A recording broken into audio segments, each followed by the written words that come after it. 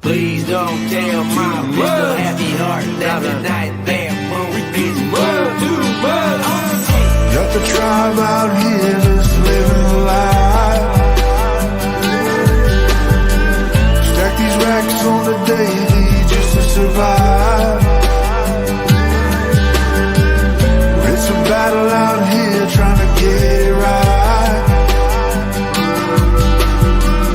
'Cause the tribe's out here just catching the vibe. No, these bills ain't gonna pay themselves, so I hustle, and I grind overtime. Burn like moonshine as it boils up your spine. It's a full-time job trying to keep my mind. Hey, what's up, bro? Hey, what up? How you doing? Not too badly, real casual vibe. What's going on? How are you, bro? Not bad, bro. Not bad. Way too casual. It's like we don't enjoy doing this. What's going on, everybody? Welcome to the Fox and Round podcast, man. I'm your host, Raymond Fox. I'm your co-host, River Thomas. Hey, man, we got a huge episode here for you today. We're going to be introducing one of the indigenous hockey goats, man. Legend in his own right. We'll be getting to him in a few short minutes. What you been up to, bro? What'd you do this weekend? Whole lot of hanging out, bro. I hung out with some new friends down here, watched American football, trying to get into that. It's not too bad. I don't know. I don't really get it, but like I'm learning, and especially watching like the Last Chance U documentary too and stuff like that. Like football ain't that bad, It's a little slow, but it could be worse. So other than that, I've just been in the gym lately. I got a volleyball tournament next weekend, so getting in shape for that. How about you? Hey, typical, bro. Hey, 2 weeks before, just start training real hard. Like an ego lifting? Yeah. Sat around 2 months. That used to be me, bro. FSIN's coming around the corner. 2 weeks, bro. Gotta work hard. Quarter squats, yeah. Nah, bro. I've been chilling too, man. I'm actually back home right now for the next couple of weeks, bro. Working on something huge. But yeah, also trying to get in the gym, man. Stay in shape and just chilling out with family, man. You kind of like... you kind of don't realize how much you miss it till you're back and you're like, holy shit, man. Like, I can't believe I'm missing out on everybody's lives. People are growing bigger, bro. We got nephews and nieces that are growing. We got family everywhere that, so it's been dope to kind of get back and just chill out and get back to the roots for a couple days. But yeah, come Monday, I'm eating a piece of cheesecake here. I'm trying to get my diet right come Monday, but for now I'll enjoy the cheesecake, bro. But yeah, no, it's been good, man. So it's a little bit about what I've been doing. Hold up. Still have merch. Nice sweater at River. Hell yeah, River. Show the sweater. Who's it from, bro? This is the homie Decolonial Yeah. Clothing, Dakota Bear. Yep. I wear this shit around white people and they dig it. Hell yeah. If you're an ally, they just give you a thumbs up, or else you just get that one look that's just just get that one grouchy non-indigenous person that is colonialism. What is that? What does that mean? No, for real. All right. Well, without further ado, hold on. I'm gonna get a bite of cheesecake real quick. I'll eat with my mouth full. Man, bro, you remember just being like a little ween swell where we like maybe 10 years old, not even be that old, man, and all of a sudden you get that one trip to Saskatoon, you get to go watch the Blades, and then all of a sudden we just had one of our own holding it down there. Okay, bro. I remember them field trips. Yeah, same thing. I remember when my reserve used to buy us all tickets, and we'd take a school bus up to go watch the Blades. And we'd go watch Adam Huell at the time, who's now a counselor at Soto, and we'd watch Wacey Rabbit. Hell yeah, man. Special. I remember like I said, that was probably like one of the first like indigenous people in our area that like put on for athletes around us, man. And to see like somebody at that level is pretty dope. And two of them, it's crazy. Mm-hmm. But ladies and gentlemen, without further ado, man, like I said, one of the indigenous hockey goats, man, our brother Wacey Rabbit. What's up, bro? Gentlemen, thanks for having me on. Hey. How are you guys? Good, bro. We're doing well, man. Hell you guys are making me feel old and out of shape. You guys are talking about the gym. I haven't been in the gym for probably 3 months since my retirement. So I'm glad at least two of us out of the three in the box are going. There we go. Hell yeah, bro. So we got to keep it up for you. We're doing all the legwork right now. But Good call. Water break before anything else, bro. So first things first, usually what we like to ask, man, because like everybody, like in one way or another, has like kind of like struggled through COVID, or like something has happened, or like they've found a shift. So like, what's been your thing like since COVID that you've been like navigating through or like trying? Well, last year, so just very grateful that our season did go on. Yeah. So I was down in Jacksonville, in Florida, where COVID doesn't exist. COVID does exist. Our whole team got it. I got it, and like my fiance got it, and it messed me up real bad. Like I ended up getting pneumonia, and I was coughing up blood. I had to get rushed to the ER. They put me on like antibiotics and steroids, and that honestly it took me about a month and a half to just be able to breathe right. It felt like I was breathing razor blades, and I think that if I was still in Canada, because we were on our lockdown, we were supposed to start usually in September. We didn't get to go till end of November, and our season started in December. But just we were in Edmonton, and it affects everybody. Not just on your physical health because the gyms were closed, but your mental health. And I think that's really important. That like you guys, what you're doing right now, you're giving somebody an outlet just to kind of do something and listen. And you never know what message you're going to hear that day, so that's important. And I think even now with what's going on, there's always a new variant or there's something going on. And I think you just got to, like, I live just 24 hours at a time, man. I just want to make sure that I'm safe and my family's safe. And like, I got a roof over my head and I got a new job and a new challenge to go to. So I think just grateful right now.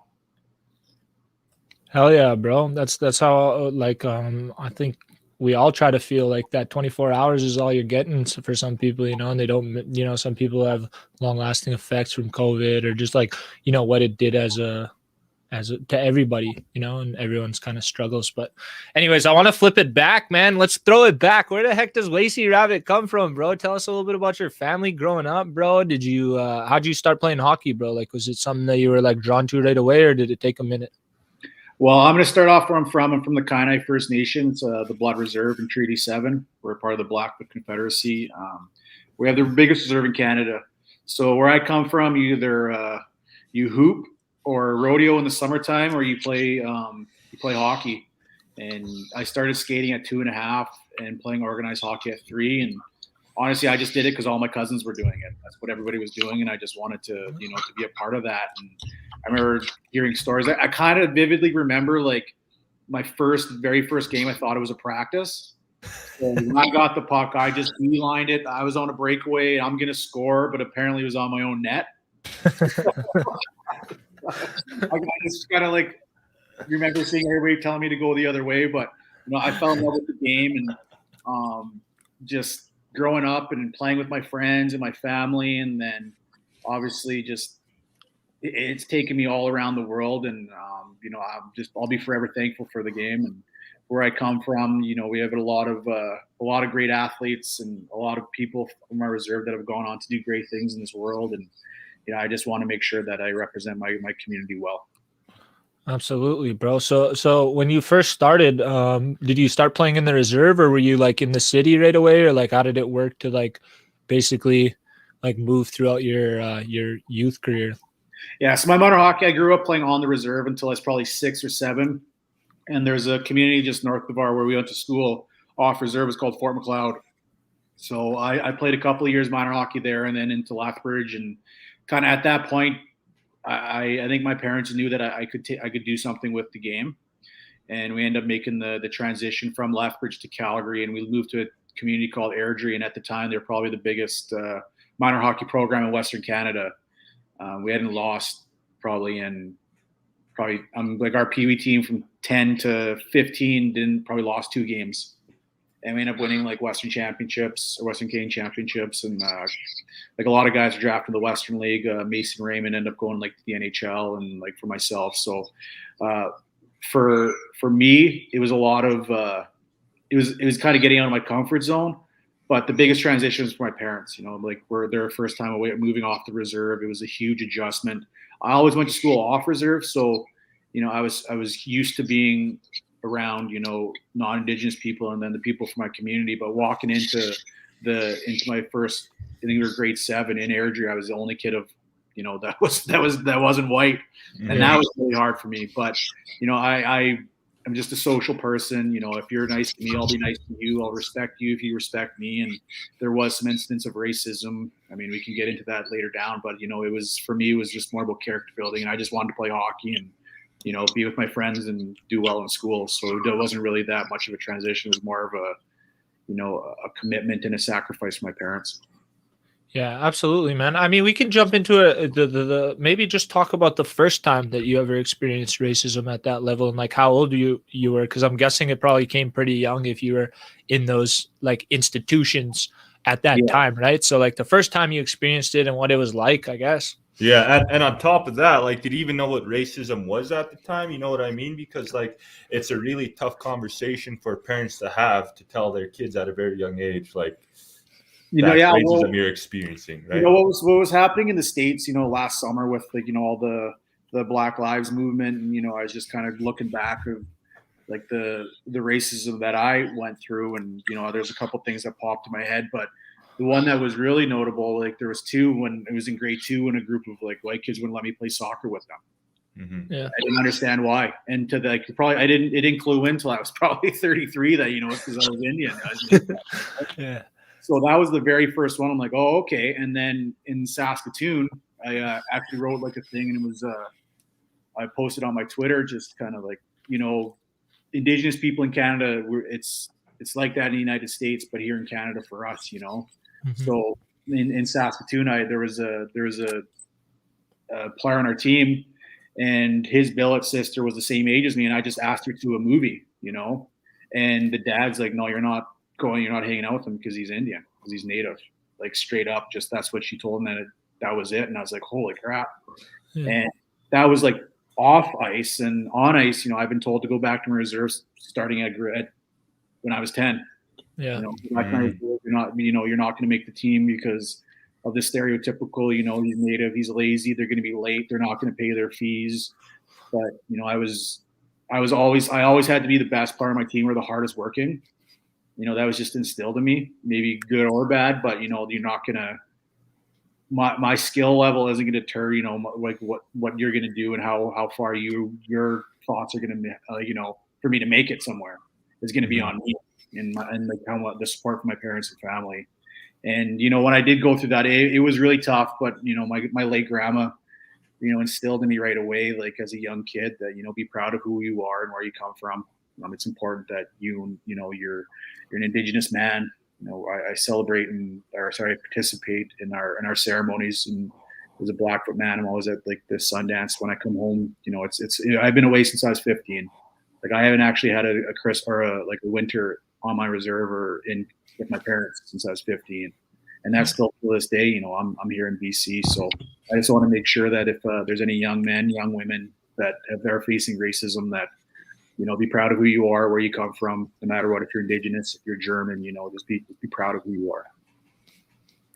Yeah, bro, absolutely. I think that kind of like just strikes the nail on the head. River can talk about that as well too. I can talk about that. Anytime you're an athlete, at any level, you always have to like kind of like take that next step, be a little bit better, show up a little bit earlier to like break down those stereotypes and not let them be prevalent, and as much as people want to say like you're doing it for yourself, you're also doing it for your community, for other people, so that they can have an easier time, or that you can break down those stereotypes and not let them, let them carry weight or be true. So it's good to hear from somebody that went to that level and like has that same kind of drive and understanding. So thanks for that, bro. I think it's important that, you never know who's watching you either. I didn't, you guys were speaking like that. I didn't know that your band took a bus to our schools. Like I didn't know that. Yeah. You never know who's watching. So whether you have a younger brother, younger sister, or you have thousands of people watching your Instagram or your social medias, you never know who's watching. So you want to make sure that you represent yourself in a positive manner.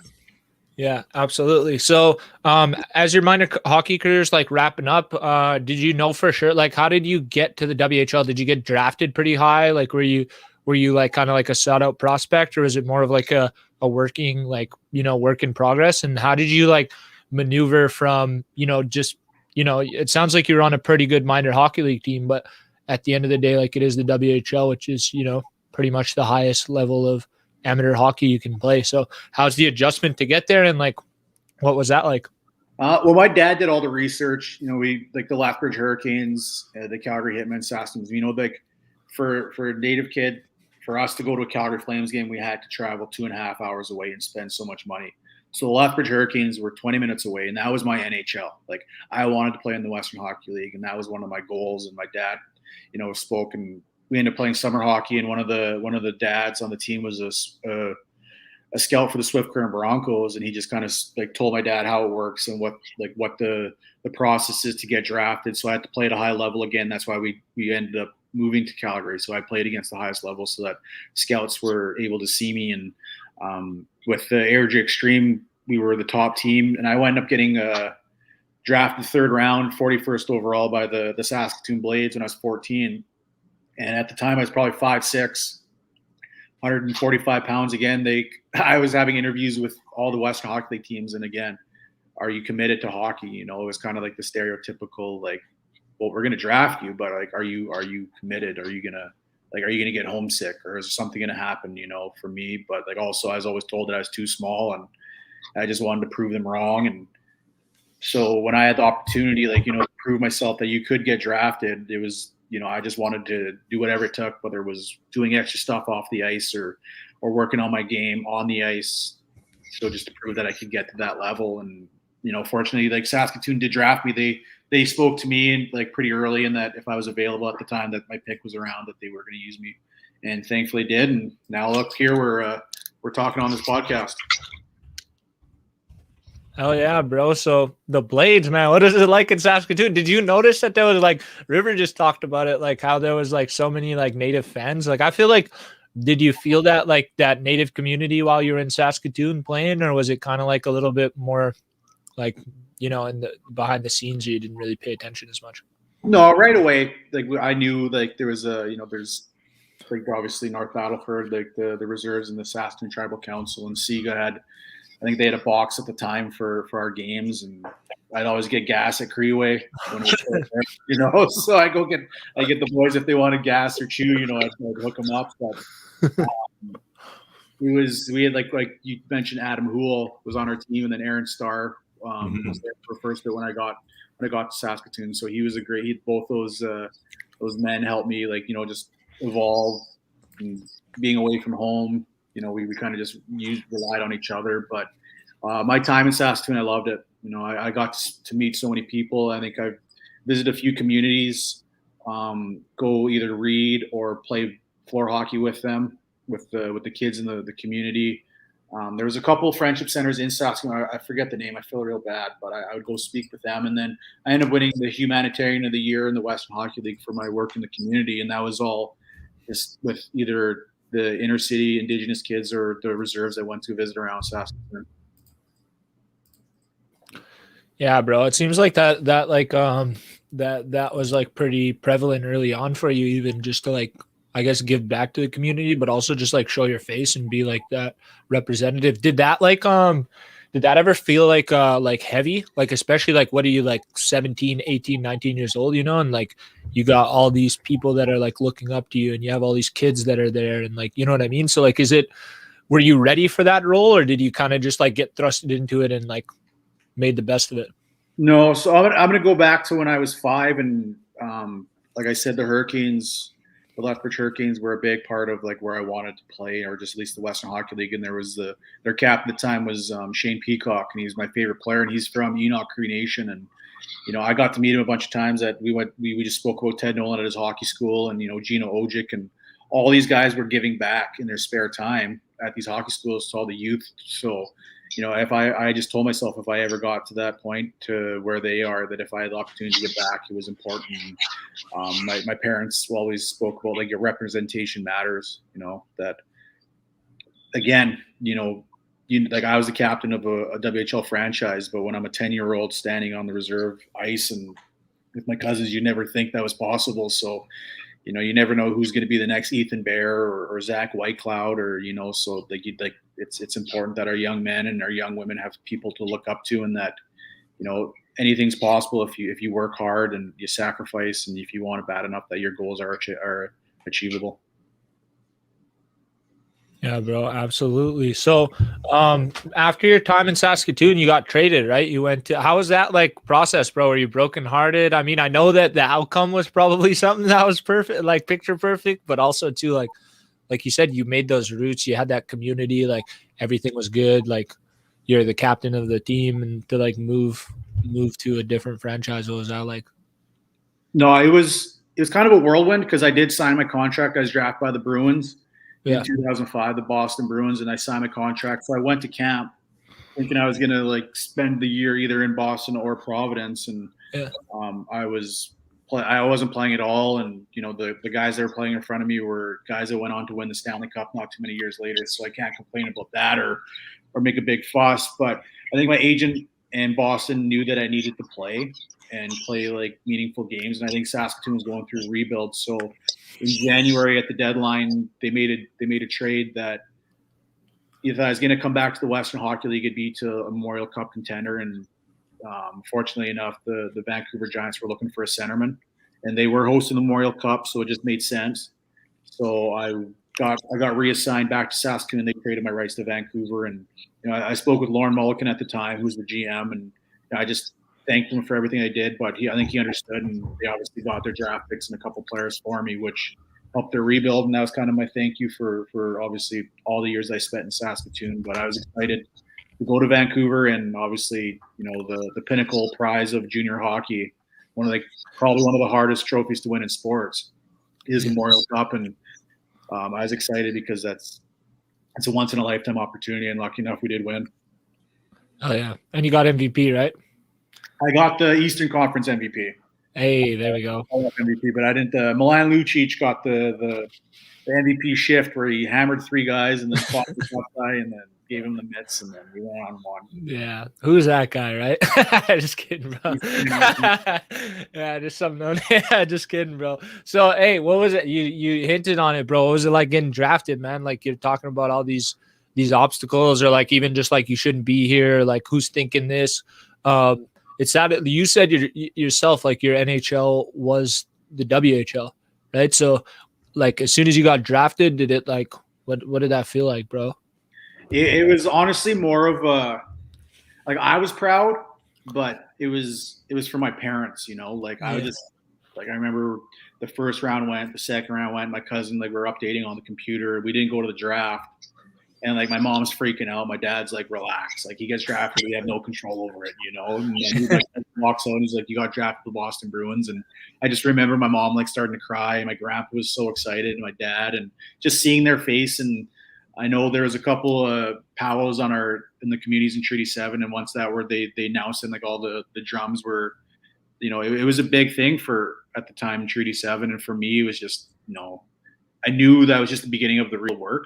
But it's just nice to just kind of sit back and, just kind of saying thank you to my parents for all the sacrifice that they made so that this was possible. So, like hockey's such an elitist sport, and it costs so much just to travel and the equipment, and they went without so that I could play a game and chase my dream.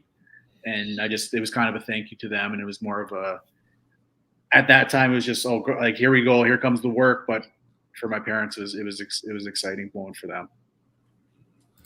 Yeah, bro, that must feel huge. Go ahead, Drew. Yeah, no, I just so like, what was the big difference from the WHL to the AHL transition for you? Like, was obviously you're playing against a lot of older men, bigger. Was it like a size thing, or like exactly what was it? Because like a lot of those guys were probably going on to the NHL, and like as you know, defensemen take longer to develop, right? So a lot of NHL ready defensemen are playing the AHL for like an extra 4 or 5 years until they're called up to the NHL.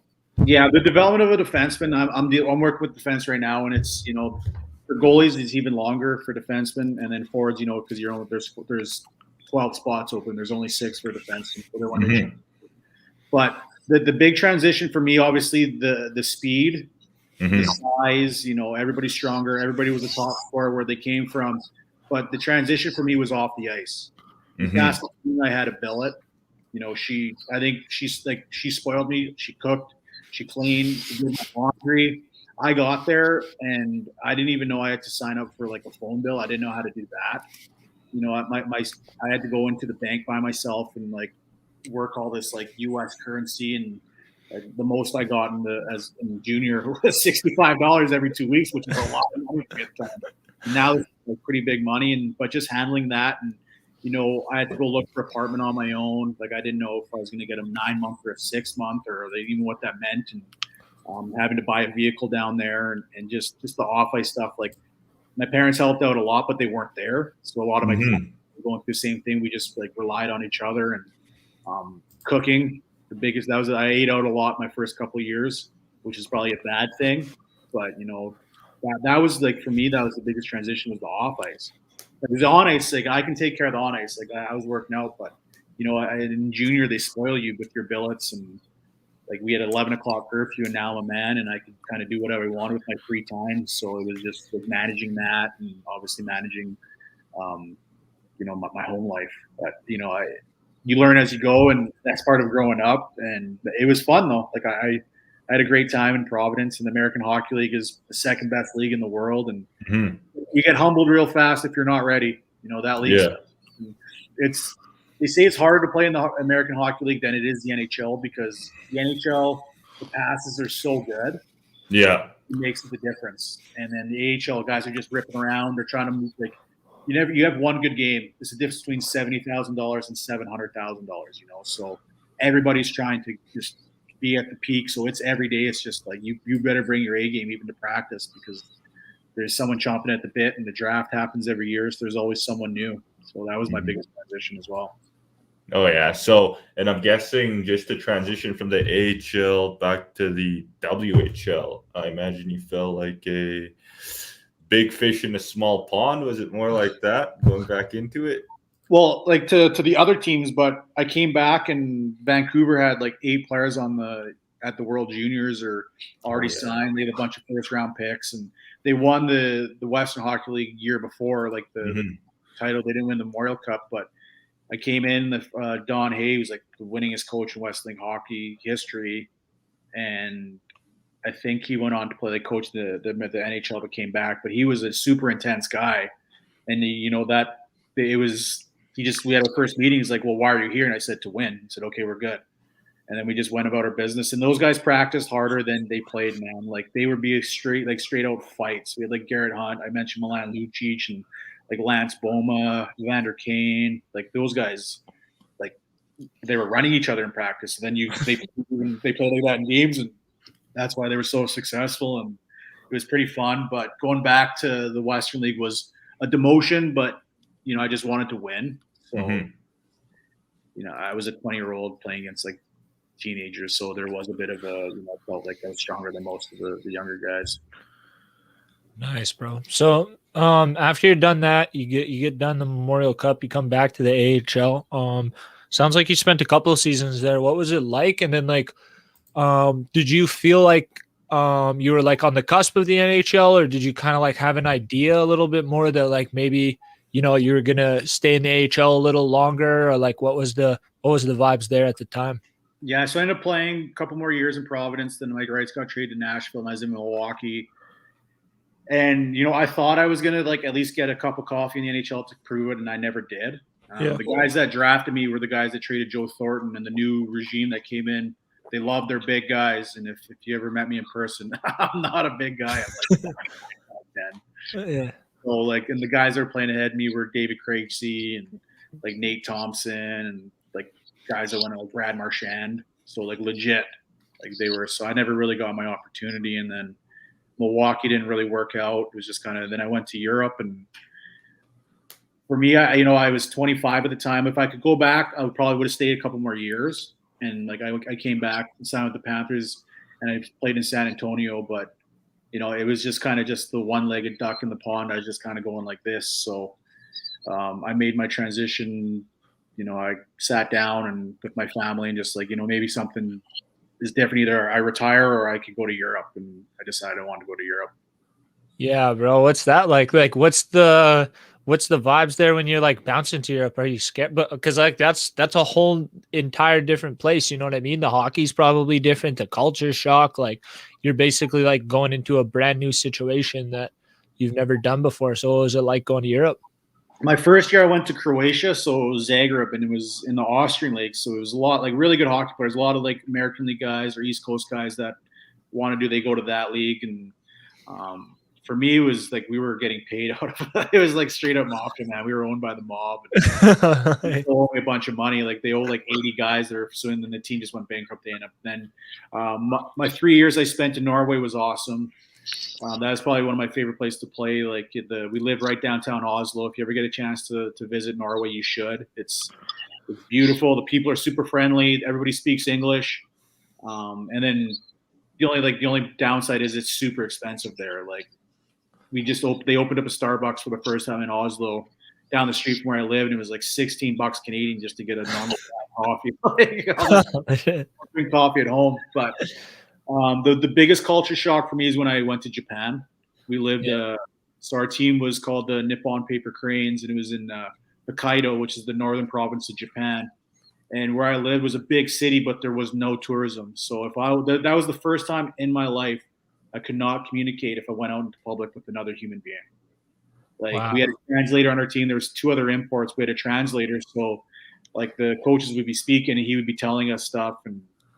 Like hockey's pretty universal still. Like once I got on the ice, it's fine. But like I'd go to the grocery store and I could not talk to another human being. Like I'd go and hang out with some of the teammates, and they'd speak broken English. Yeah. But that was really tough for me. But that league was cool. We got to go out in Tokyo a lot. We went to South Korea. I visited the DMZ there.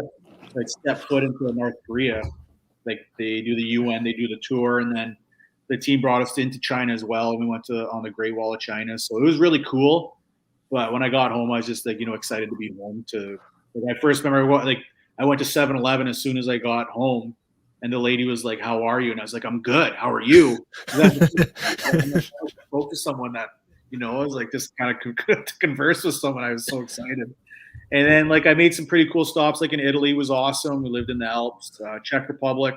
That's a hockey nation with soccer roots. Like you talked about American football, but you ain't ever seen anything like the soccer hooligans, the hockey hooligans in Europe, man. Like they're throwing flares, like they're getting escorted out of towns, like our hooligans, and then 10,000 people just nonstop chanting, and they don't sit down all games. It was really cool. And then, but my favorite spot was Norway for sure.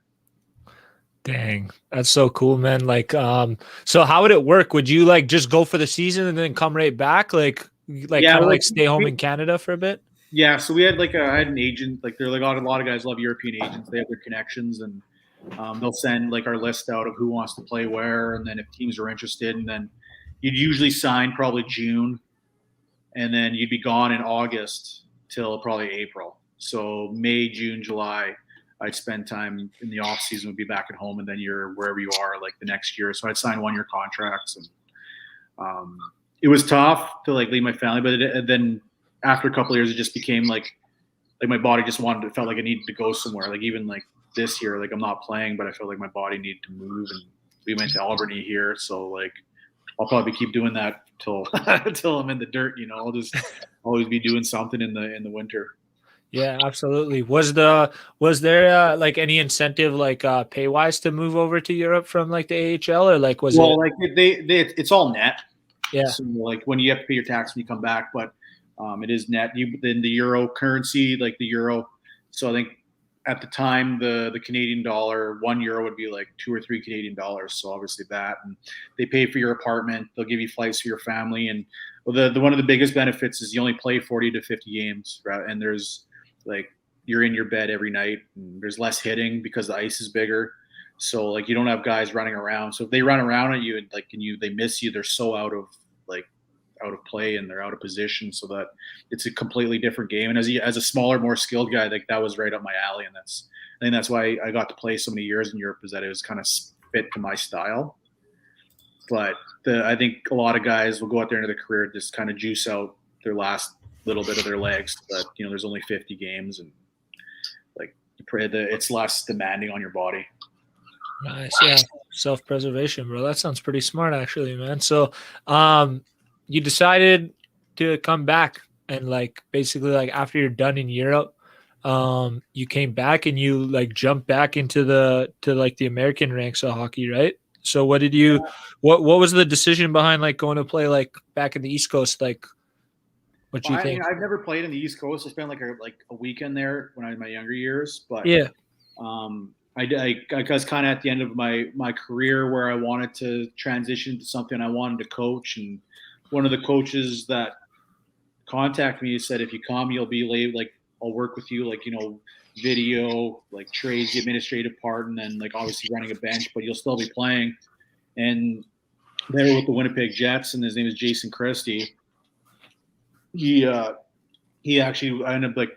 He's like, and the better part is we're in Florida, Yeah, hell yeah. It was kind of a place for me just to kind of like ride off into the sunset, but at the same time prepare myself for the next chapter where I wanted to stay in the game, obviously not in the player capacity, but once I'm ready for coaching, that he was preparing me for that. And that was I'm very grateful. I talk to him every day. He's with the Buffalo Sabres now and just kind of picking his mind still. So he helped me out a lot with that. So that's why I ended up back in the coast. And, I was going to go for 1 year, but I ended up going for 3 because, Jacksonville is awesome and the beaches there are phenomenal and it's warm all year round. So you can't beat that. Heck yeah. Were you feeling like a little bit like Jackie Moon, like when you're like coaching like the same player? Like obviously like there's levels to it, right? So you're not only the team captain, but you're also the assistant coach. Yeah, the team mascot. I felt like Reggie Dunlop. Last year was like the real year I was on the bench a lot. Yeah. So it was kind of weird that like I'd be running practice sometimes and then I'd be on the game and then I'd be on the first power play and then the next game I'd be on the bench like yelling at the players. So it was kind of fun. It was really fun, but I felt like just like this, nephew. Watch, I'll show you. Yeah, man, that must be weird because, like, I mean, obviously, like your credentials and where you come from, and like I'm guessing the whole room respected you, but to know, like, you ever get in those situations where you are on the bench and you're just like, fuck, like I wish I was in the game right now, or like I should put myself in, or you know what I mean? Like, did you have those situations, especially in the last year? No, well, like, because our head coach still ran the bench, so when I would come on, I'd run the defense. Yeah. So I'm a forward, so at the time, like I knew a little bit of a defense, but they'd ask me questions, and I didn't want to not give them an answer. Yeah. I'd give them something, but I'd look at them and I'm like, we also got to remember a forward, so I don't know. So I think I made it worse. So they'd ask me a question. Like, I mean, this is what I would do, but I'm not a defenseman, so I don't know. So you can try it. If it doesn't work, you can't blame me. Yeah, man. That'd be coaching, right? Yeah, that'd be crazy, man. Yeah, I couldn't even imagine like how that works. So as you're like, especially in Europe, I'm guessing, like, what are you doing besides like playing hockey? Like, what did you navigate your like day-to-day life with there? Like, how'd you pass the time? Honestly, we were busy. Like it's all day almost pretty much there. So our downtime was kind of just like to rest and recover. Yeah. When we did get the opportunity, like there's Olympic breaks. I think it was in 2012 or whenever it was in Vancouver last. Yeah. We went to Barcelona. So you get to travel a bit and it was nice. Like you would take, it's called Ryanair, and every little kind of like big city would have it. It was like $25 to travel anywhere in Europe. So it's just you jump on a train or something and you just kind of travel. So that was kind of my thing when I went to Europe. Yeah. Is that all right? Well, I'm still going to go play hockey, but I'm going to use this as a kind of as a vehicle for me to see the world and experience different cultures. Because you go on vacations for 2 weeks, but like you're really in it for nine months. Like when I went to Japan, like the novelty wore off after like 30 days. Like I'm here for another 8 more months. Like I'm not going to be able to talk to anybody. So you better like really like dive headfirst in and just kind of like experience it. And then like just that was for me, was just evolving and growing as a human because you get out of your own comfort zone. And that's like I was traveling by myself half the time and I was just living by myself and just kind of doing stuff. And I for my downtime, that was huge for me, is just like going out and doing stuff and seeing the world. And that's kind of was my thing. Absolutely, bro. That sounds like exactly what everyone should do if they get those opportunities. And it sounds like you lived to the fullest. Was there any times where like you like struggled a bit, like maybe just like being isolated or like feeling like you were too far away? And like, did you cope like in healthy ways, or like was there unhealthy ways? Like how did you like go through, and maybe just like in your hockey career in general, you know what I mean? Because I know No, that, like that hockey stuff was for heavy. me, like the hockey world is beer country, you know, is like it's beer culture, you know, and like we just mentioned before, you know, I'm coming up on 2 years sober, and you know, there was ways that I did cope, like, you know, through which I thought was at the time was the way you did it. You know, you go with the boys and you have some beers and do other stuff. But like when I was in Japan, it was just mentally, because I couldn't, like when I would be getting up and everybody going to bed because we were 12 hours or 16 hours ahead. So just like the human connection. I remember my mom came to visit, and that was the first person I hugged in like 6 months. Like just the human connection. That was really hard on me, like just my mental health. And like for me, that was really tough, and like just coping in different ways. And I coped in some really unhealthy ways, and that was really tough for me that year. And that's like I was going to go back, but just it was too tough for me that way. And it was, you know, I'm a very social person. I like to connect with people. And the 2 other imports on our team from North America were married, so they can only hang out with me and want to hang out with me so much, you know. So I was on my own, a lot. Getting inside your own head. And I played a lot of video games, some unhealthy choices. It was a tough year. Yeah, absolutely. So like, does that like you were saying, kind of like how hockey is like beer country, and like it's rooted in like not alcoholism, but just like kind of like normalizing alcohol. Like, was that something that like you noticed at the time, or were you just like out just being like, oh, I'm just having fun with the boys? You know what I mean? Yeah, I mean, I've always knew like the effects, kind of like what alcohol did, but when you're young, you don't like it's just hard to, when your friends are doing it, you know, the peer pressure. Everybody talks about the peer pressure. They're gonna say no until, you know, it's their time, and when you see your friends doing it, that you just want to be accepted, you know.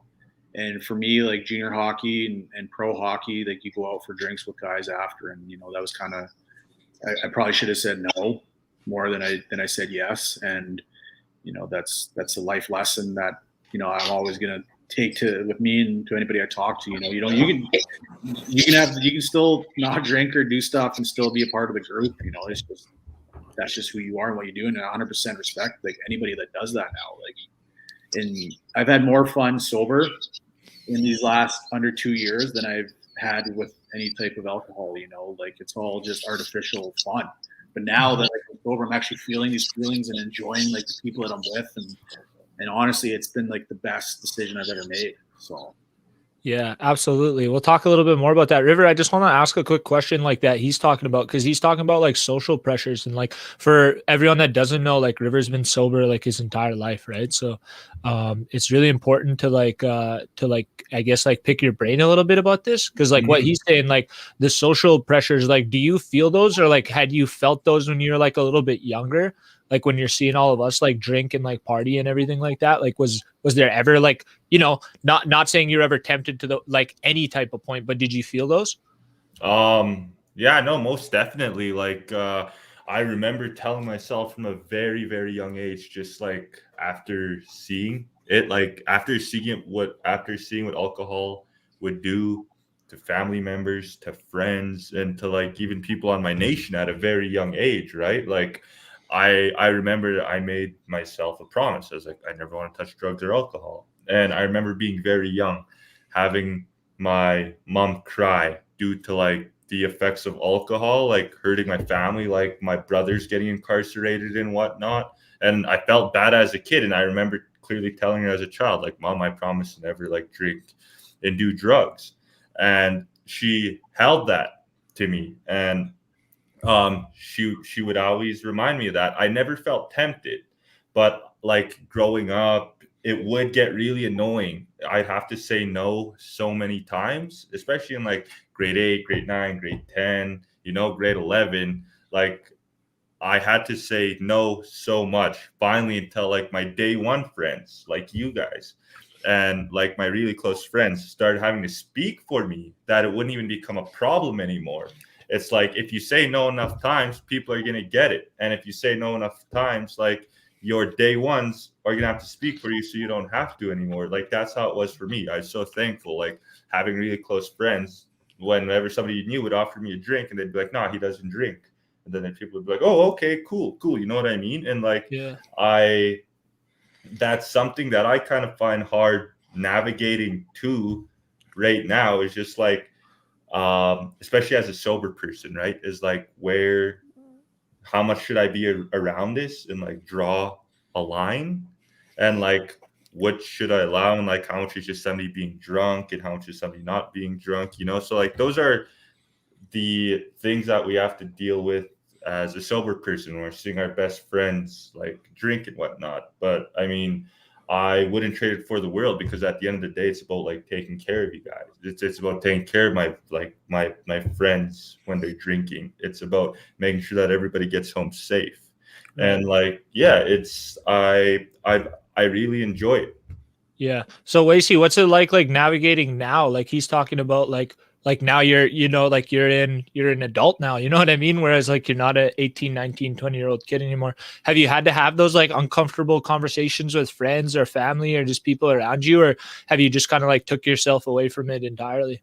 No, well, my hardest part was, I knew like I was having problems with alcohol, and then obviously with drugs and stuff. And I'm like, a year and a half ago, I was uncomfortable talking about it. Now, like, Yeah. I'm free, like I'm an open book, and like I can say that I had a problem with drugs, I had a problem with alcohol. The hardest part for me was asking for help. Yeah. And the first person I went to was my mom, and she, like, it was just mother's intuition, and she knew.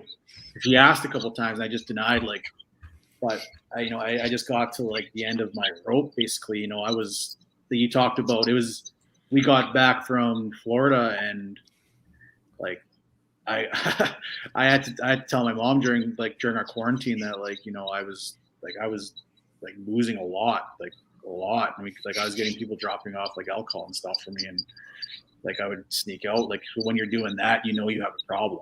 Mm-hmm. And thankfully, my mom, like, they don't drink. My dad doesn't drink, and I had some friends that were sober, so they helped me along the way, and they've been amazing. Like, my wife has been amazing. She doesn't drink, so like it just.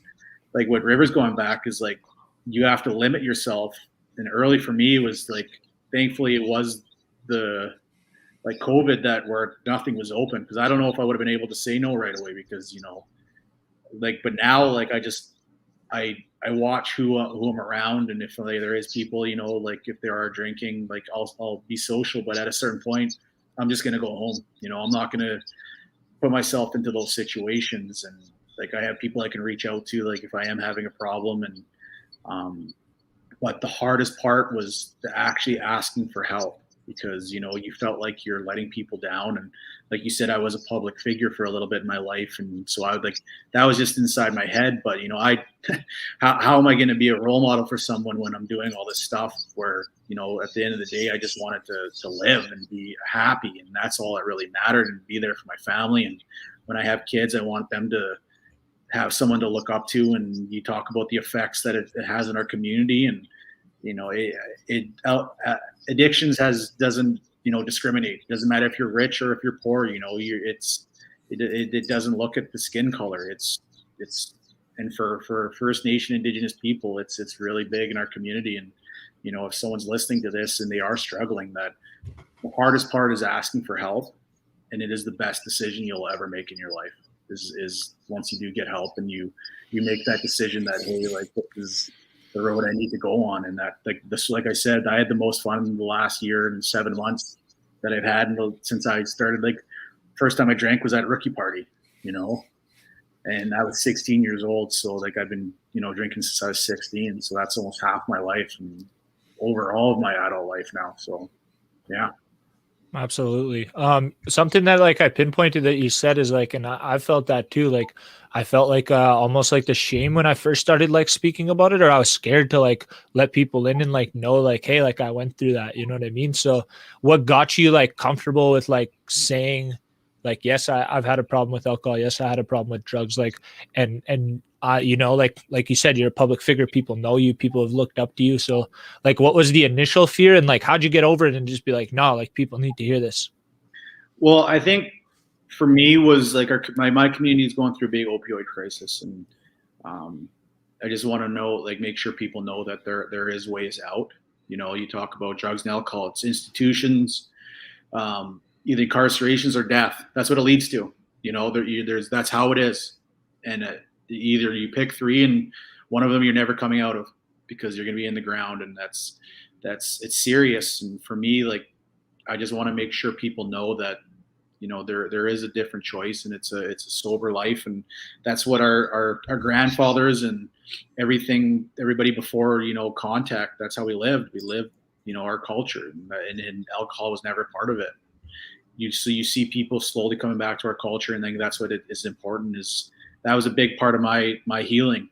Is I went to Sweats, I went to our Sundance. Like I got back to the roots of where I am, and I'm starting to learn my language now too, and I think that's important.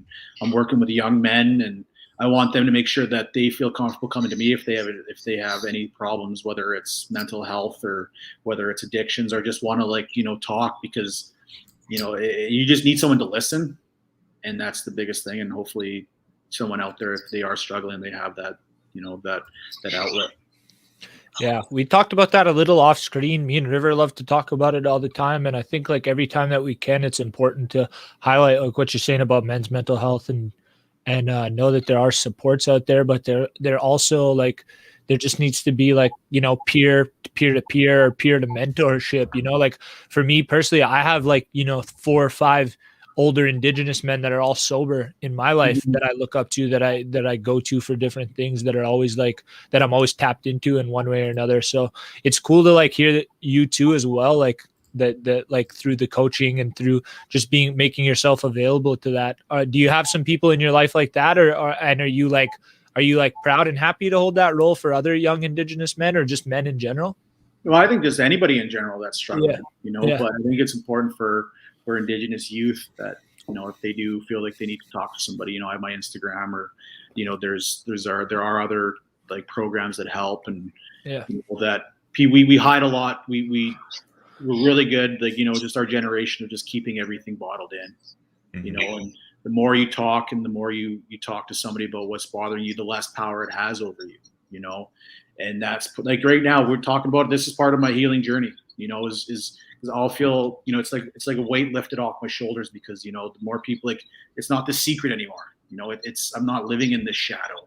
So that's important for my mental health. It's the men need to talk more about real stuff, rather than just like the girl next door, or like the whatever is on TV is like just actual real conversation. And like what you guys are doing right now, this platform is amazing.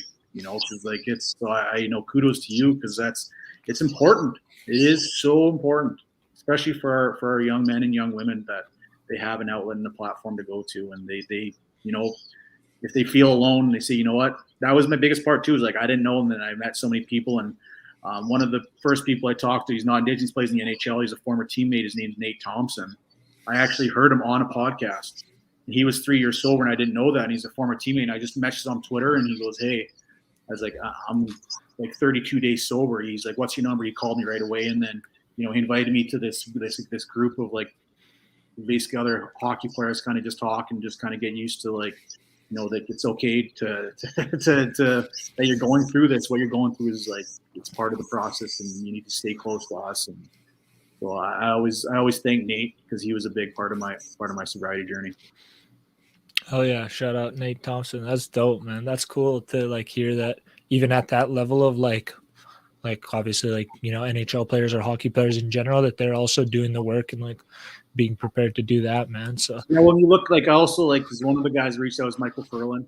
He's over a while, and like Jordan Tutu, like those guys are, even like Carey Price, he's he's going through something, like it's private, but he didn't have to say, he could have just said he was going away, or there was an injury, but he took a lot of guts, and just a lot of strength to say, I have issues, and I'm going to make sure that I get help, and the help that I needed. So hopefully that he gets the help he needs, and we're like our whole First Nation family is praying for him. I'm sure everybody around the country is. Yeah, absolutely, man. That's like cool to highlight too, that like even though you guys are hockey players, and especially in Canada, like for all our non-Canadian viewers, man, like from the time you're probably 8, 9, 10 years old, people are looking up to you, looking at you, like you're always under the spotlight. People are very, very loving of hockey and hockey players. So to know that, you know, behind the scenes, there's struggles, there's things that you guys go through as well too. And to be able to like stand in your light and like tell your guys' story, that's dope, man. So thank you for sharing, for sure, bro. Yeah. I want to transition it a little bit, man. What's it like coaching, bro? Like, are you feel like you're a player coach, you're a captain? So like, does it feel like you're like, that's where you belong now? Or are you just like, is it about sticking close to the game as well too? Like, Well, I'm a very competitive person, so I wanted to stay in the game when I retired. And, you know, I have a summer program where, you know, I'm a skills coach with like minor hockey and junior age kids. So, you know, before they get to pro and it's all about money, they just they're there to get better. You know, there is no like money incentive. It's just for them to get better. And this age group I love. And our players here, they come to work every day. You know, they're this close away from, we have about 10 or 12 like NCAA commits, and there's probably gonna be about 4 or 5 by the end of, like 4 or 5 more by the end of the year. So we have a really good team. And just the coaching side, it is different. Like I thought I was gonna miss the game, like playing, but every day is a new challenge because there's always something. And you know, I'm using my mind more and my communication skills, just like I have something in my head and I got to communicate to the players. And you know, like I use a lot of NHL coaches. You know, I got my Rolodex to pick, and you know, we call R&D, you know, Rob and do. That's what coaching is. You know, just steal something from here and make it yourself, and making sure that you communicate well, so that, you know, you have 2 or 3 minutes to make sure that these young men can get it, because they're, you know, the mind is only going to pay attention for so long. So you better communicate well. And that was one of the biggest transitions for me, is just the communication part. Mm-hmm. And, you know, you just getting them to trust me that, you know, I'm here for them. You know, I understand that it's my job, but I want to make sure that you're prepared for your game so that you can reach your ultimate goal of playing in the NHL. And, you know, I'll just use my experiences and what I've went through to kind of help navigate their careers if need be. But, you know, I'm just there as a support system for them. You know, our head coach and GM, Joe Martin, who gave me the job, I'm very thankful, is that he's been in this league for forever and he's been so successful. So I'm just kind of learning and sponging off of him. And like, we just got back from we went 1-1 against Powell River, and, you know, it's fun to be back on the bus and the junior days, and it's nice. And it is like, we have a really good team, and like the community, just the junior hockey, it's so raw, and like the fans are back in, so they're excited. So it's just been a really good first like 4 or 5 months. So hopefully it only gets better. Yeah. Oh, good. No, yeah, no. I got a question just about, like, in terms of the direction that you see hockey going as a whole, because the game's a lot faster now, right? And just from like when you've played and when you got drafted to now being a coach and coaching, like, how much of a change do you see? And have you seen in just that time span, like, where do you see the NHL going forward? Is there a different way that you coach your players now than how you were coached, just in terms of like skills and like? Yeah, well, I mean, you talk about. Sorry, I don't want to interrupt, but I like. It's good. When I was coming in, it was all clutch and grab. You know, there's all about 6'4" big guys. Now you look at the NHL draft, there's more and more kids that are under 6 foot getting drafted, because it's all about skill. It's all about speed. And for me, like, when we're training, and especially in the summertime, is injury prevention. So you better be good on your skates, because if you're not good and comfortable on your edges, because hockey's such a high impact, high collision sport, that if the less blows you're taking, then that means you're going to be on the ice playing more, and you're going to be obviously developing. And for the way our defenseman is, like, everybody wants to touch the puck, but, you know, I want RD to make one pass and we're out of our zone, so they're taking less contact, and then our offense runs through RD. So, like, you get to play with the puck down there where it means something. We want it, like, as defensemen, we're defending. Let's get out of our zone. Let's spend less time out of our zone. So, like, I just trying to get them, because, like, for young men, they just want to play with the puck. You know, they see the highlights, but they don't see the actual the 2 or 3 plays before that, where it was only just super simple plays. But the kids now, like, they have nutritionists, they have strength coaches, they have skills coaches, they have player agents, and so they have 4 or 5 coaches before they get to us.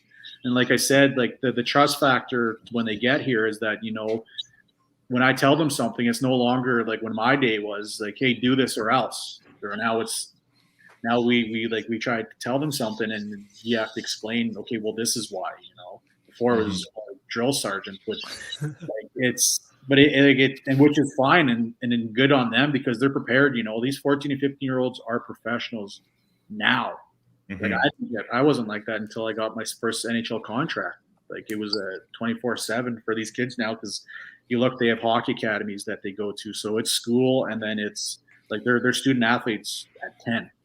Yeah, it's crazy and it's kind of unfortunate because these academies where like most of the scouts go do their scouting now is so expensive and hockey's such an elitist sport. And I was looking, I just kind of now I have to buy my own equipment, so I'm just going to use what I have left from my playing days that I got for free. But I had to go get my skate sharpened in the summertime, and I was looking at sticks, and they're like $300, like $350 for one stick.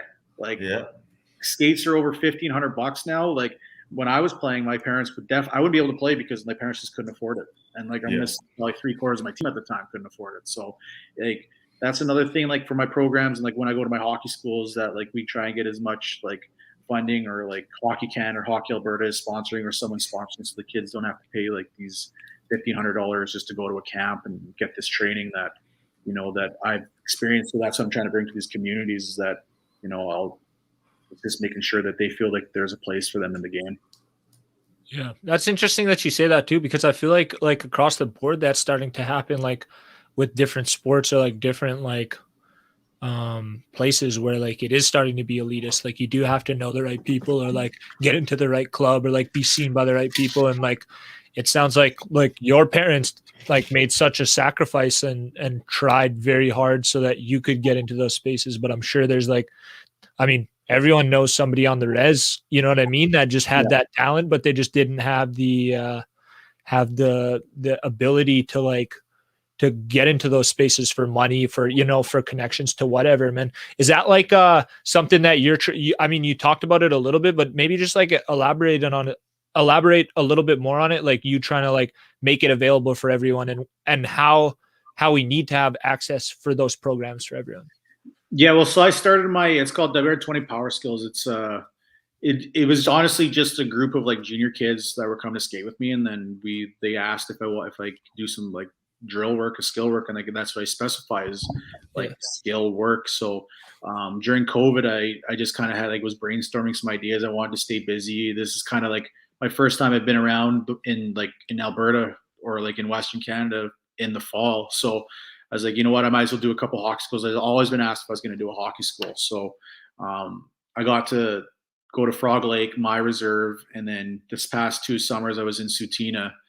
And, we got like our ice time taken care of by Hockey Canada. My friend Kyle Dodginghurst, who's the coordinator for the Sutina Seven Chiefs, their arena there and their minor hockey program. So like it wasn't a lot to come to our hockey camp, but you're getting the same training that you'd have to pay $1,500 for. And I just want to make sure that, these kids know that, okay, well, I don't have to pay all this money to go to the Okanagan Hockey School or somewhere in BC or in Edmonton if the community brought me in, they were getting the right, like getting what these kids are paying top-notch dollars for, because I'm just using what I was taught by as my skills coaches are still in the NHL right now. So like that's just kind of something that I'm trying to bring to communities. So like if anybody's listening, like I'm not gonna, I think it's an easy plug, but that's like something that's a passion for is these like the younger generation and making sure that they still have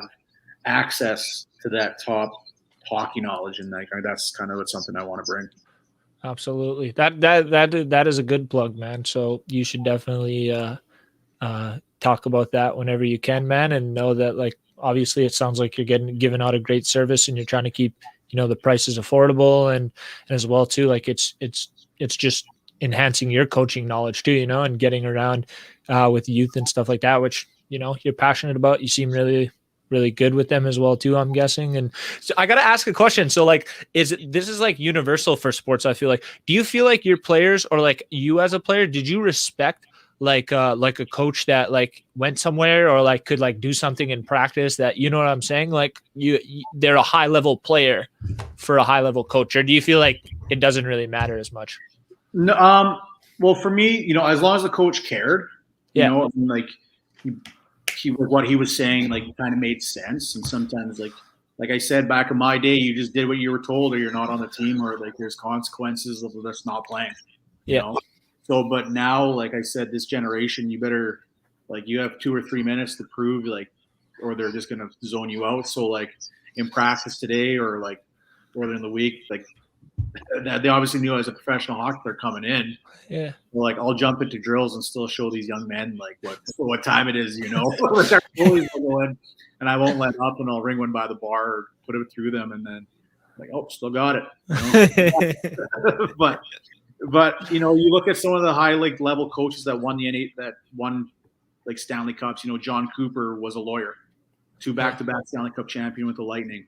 Like, I think Tom, the Hartley guy that was in Calgary, he was just working at the mill, and his buddy needed a coach to coach a junior B, and then 20 years later, he's coaching the Flames. So like, it doesn't necessarily have to, like, if you're a good communicator, good motivator, and you do your work, obviously you have to go, like, yeah, like if you didn't play the game, it's a little bit tougher, but there still is that avenue to coach where, like, hockey is a prove me sport, you know. Prove that you can coach, like, prove that you've done the work, prove that you're a good communicator. So, like, you can't hide in hockey, and, like, I think that's in sports in general. So it's a show, what have you done for me lately type of kind of atmosphere, kind of mindset. So how retired are you? Yeah, you say you're tired, but we still might be going to Freddie this year. No, I'm still going. Like, I retired so that I can just focus on my rec star days. I got a couple of contract offers to play hockey still, but I'm like, my body's done. Like, my hip flexors are done, my back's done, my mindset is for these coach. But our team, we brought our team kind of to Freddie. We didn't even make Sunday, and we had some good players, so there was a lot of embarrassment there. So we're gonna come back. We had a really young team, but now we're gonna come back. We're gonna be prepared. But you know, that was an awesome weekend though, because we had a lot of junior kids that we thought were gonna do well, and there was just, you realize, you know, there's still there's some unreal hockey talent in the Indian world. You know, that rec game is different than those, you know, that professional junior midget season you have. You know, those rec stars, they've been doing it for a long time, and they don't need to be in the best shape to put the puck in the net and learn that real fast. So, well, the Kainai Braves will be coming again for Freddie. Whether we make it to Sunday, that's yet to be seen. We still got to do some work, and I was the GM, so I took all the brunt of you know, all the getting made fun of, but you know, that's hockey. I love the competitiveness, and we'll come back stronger. Hey, there you go. You must have some pull for some imports, man. You gotta get somebody, bro. Well, if my team wasn't in, I usually go with the Saskatchewan team. I got a lot of connections. Like, I played with PBCN and then OCHAP. They're always a really good. They take care of the guys that, you know, the imports that come from not from the reserve, and they're always a good team. But just that whole tournament, man, it was unbelievable. There was 32 teams, and I remember we played that the team from Six Nations, didn't know who they were, and they showed us who they were in the next 40 minutes. We're like, we have 5 professional guys on our team, some kids up in the Western League. We're like, oh my god! And then, but yeah, like that tournament, just Indian hockey in general, man, it's awesome. I love it, and I'm glad that tournaments are coming back now since COVID, because the boys need to get away from their wives for a weekend, right? Hey, there you go. So are you 1,000 in a room? Like, what's your rate these days, man? I don't know, because I'm retired. Usually as a pro, you're a gun. I don't know if I'm a gun anymore. So maybe my rates went down, or do I have to jack them up to now that I'm fully retired? So I guess I'll have to put my agent shoes on. Yeah. Yeah, you've never had to negotiate a contract. I bet you got everybody for you, but now it's all on you, huh? Yeah, so we'll see. That's another transition, and I guess we'll see if my phone is ringing. It hasn't rang once yet. So dang. Well, hopefully you said, yeah, Freddie, I guess you can't go, but if there's some other res tourneys out here, I heard a guy named Wacey Rabbit's looking for a team. If you drop your phone number here, we'll do a res hockey gun plug. You guys can be my agents. I'm sure you got connections around. Yeah, we'll get you on a team somewhere. So 3 stars, 3 grass Braves. Yeah, we'll put you on the worst teams, but they'll probably help you out. know, bro. As long as they're good guys and they have, I don't have to go against Chiquita, then I'll be all right. Oh yeah. Maybe Chiquita can get you out there. I know he's on council out in Red Pheasant. So Yeah, they didn't have a team. I was gonna go with them, but my reserve came in. But they're always really good. They're a tough team. They're a really tough team. So hopefully I don't have to play against them. And yeah. I was telling you the story about when I first introduced to Chiquita. There was a tournament just in outside Calgary, and it was just kind of like a smaller tournament. First time I met him, he's a 6'6" guy, huge guy. He sits right next, comes into our room. We're about to play them in a half an hour. Down, he's just like super nice, super casual. And then he goes to one of our younger guys because he's looking at his tattoo with the grenade, and just tells him, "Don't pull the pin." Walking around, but like we were dead serious. Right? No, I don't think anybody's gonna pull the pin. I love him. Like I said, he's always been really good to me. My cousin Colton, when we go play, he makes sure that we're protected, and he's always even on social media, drop a line, make sure we're doing all right. So it's if he's listening, you talk to him, tell him I say hello. He's a good man. Absolutely. We'll make sure to pass along the message. Usually he tunes in as well too. So one of the last things, man, you got married over the summer. What's that like, man? What was that like transition to be like, get married, during COVID times, everything kind of like, and then you transitioned and you moved right away, right? So where are you right now? And how'd that work? So we got engaged. She didn't know, but she was on the treadmill there, and like, everybody does like the real sappy something, but Ashley's a big avid workout now. She's really into her fitness and taking care of her body, and that was my only way I knew I wasn't going to get her, because she's like Homeland Security, man, FBI. She knows what's going on in her house at all times. So there was, if I was buying a ring, she knew, and she was at the gym and she was on the treadmill, and like set my phone up, and she was surprised, and thankfully she said yes. And then, like, we just because of COVID, we didn't know like what the how many people were gonna be allowed. So on my parents' ranch where they keep their horses, we got married there in September, and it was awesome. Like we had my family, we had like a ceremony the day before, just kind of blessing the land, and one of our elders, or like up in the societies there, kind of was like the wedding coordinator, like gave us away and like did the honoring, the ceremony, and then obviously the justice piece did the actual signing. But it was really nice, and there was about 40 people. It was outdoors. It was really private, very, very like I guess intimate. So the people that were there, and then like 2 days later we were on the road to Albany, and then we were coaching. So we didn't get a honeymoon. Packed our 2 dogs, packed our vehicles, and I was on the ice being a coach, and she was being a coach's wife now. So the transition's been good, and it's like I said, you're only as good as the person beside you, and she's a good woman, and she makes me a better person. So he's upstairs. Hopefully she heard that. Hey, yeah. You gotta always do the plug. I gotta know, bro. Where'd you get the shirt, man? What are we repping there? That's clean. So I get anything free from Ashley. So now that I'm her husband, I get the connections of whatever she gets times 2, because she can't not give to the husband. So I think this is Bethany Yellowtail. Yeah, my favorite hoodie. This is so comfortable.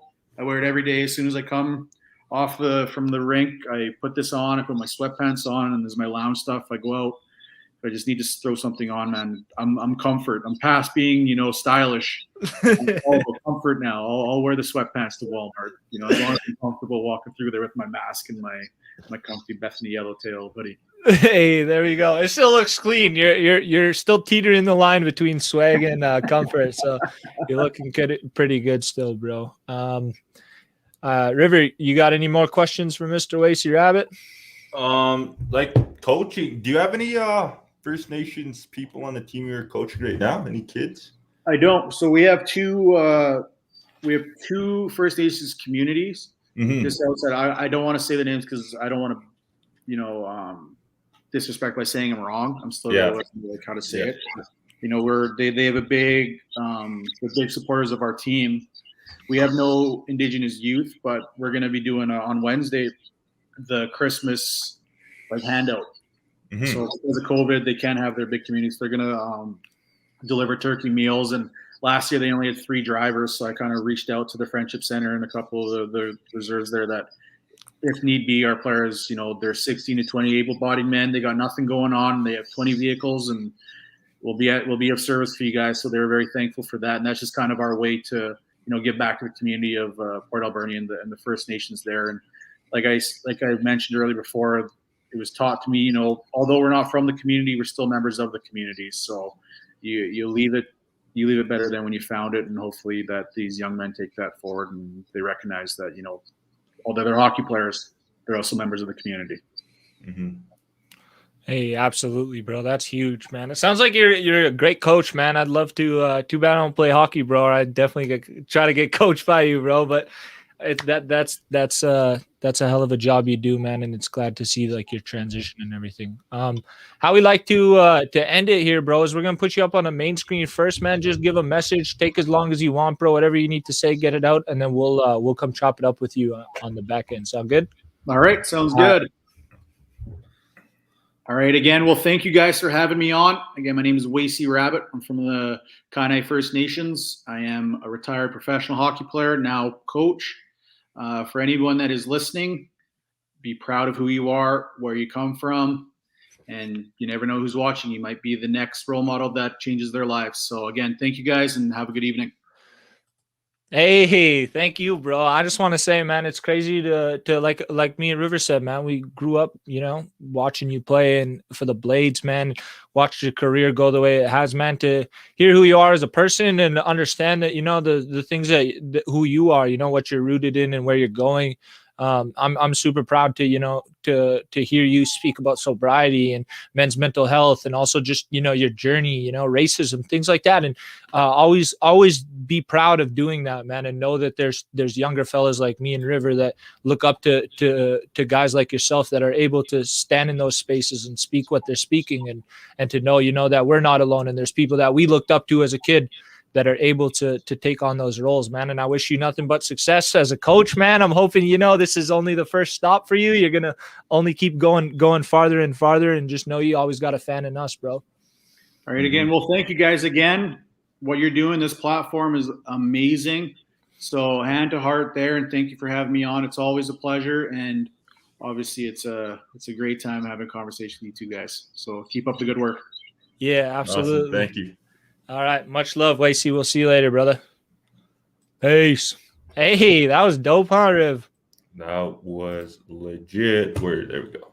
Yeah. Shout out to the mans, bro. That was pretty awesome. Like I said, man, we watched that dude playing junior hockey probably 10, 15 years ago, man. He was the man then, bro. And just to see his journey and where he's come to now, man, it means a lot for him to step up and come through. So thank you so much, bro. Yeah, bro. No, for real. I mean, I remember even playing mini sticks as a kid with all the homies, and then somebody would be like, yo, Wacey Rabbit. Somebody would be like, yo, I'm Jordan Tutu, right? And having those positive Indigenous role models to look up to as a kid, especially sports stars, right? Because that's the closest thing. That's the most that we relate to as Indigenous youth is sports. That's where I see mostly all Indigenous talent goes is through sports, whether it's volleyball, like Dallas Sunias, and myself, who I look up to, whether it's soccer, like yourself, right? Whether it's hockey, so many players, it's so cool to see and to be a part of. Yeah, absolutely, bro. And to have those, those guys that are also speaking, like I said, about, their struggles with alcoholism and drugs and, men's mental health and just what they're going through on a day-to-day basis, and know, man, shit, these guys ain't no different than us. You know what I mean? They've just worked extremely hard to get to the places that they're going, and just to know that they're still giving back at different points in their life and moving forward in a good way. So yeah, man, always dope to hear, always dope to to have, bro, and to get those stories. So hell yeah. Facts. Yeah, bro. But I think that wraps it up for this episode, man. Thank y'all for tuning in. Bro, where are you gonna be next weekend, bro? You ain't gonna be with me? Next week I'm gonna be playing a volleyball tournament, bro. I gotta make the Christmas money. Hey, yeah. You always got to get presents for everybody. So I'll be doing a solo episode. Hope y'all don't mind. River signed off on it. It's not just so y'all know I ain't trying to take the spotlight. Yeah, no. Yeah, so I ain't going to be there. It's all right. I trust Ray to do whatever he wants with the platform. You're going to be seeing a lot more content from us too. That's a little more different than what you're seeing, but it's going to be all good. I'm super happy with it, and I'm happy with the way things are going. And yeah, I couldn't ask for a better co-host and best friend. I don't know which side you're on. Whatever. I don't know. Yeah, we'll just No. point to. Yeah, we'll just do that one little Indian boy. All right. Well, thank you everybody for tuning in. Like River said, we're gonna be dropping some more content pretty soon. Merch is on the way. Give us a few weeks on that. Everything else, man, take care of each other. Man, you know, there's new variants coming in, so make sure you're masking up, sanitizing.